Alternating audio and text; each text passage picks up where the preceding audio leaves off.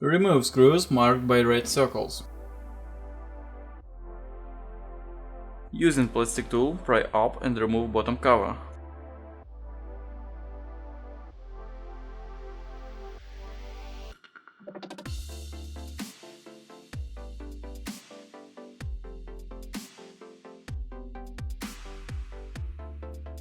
Now unplug battery cable.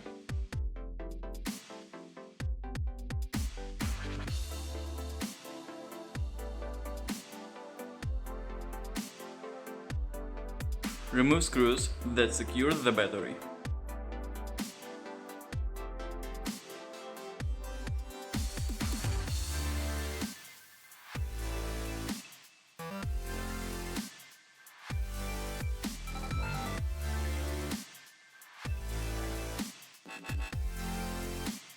To replace it, you need to make same steps in reverse order.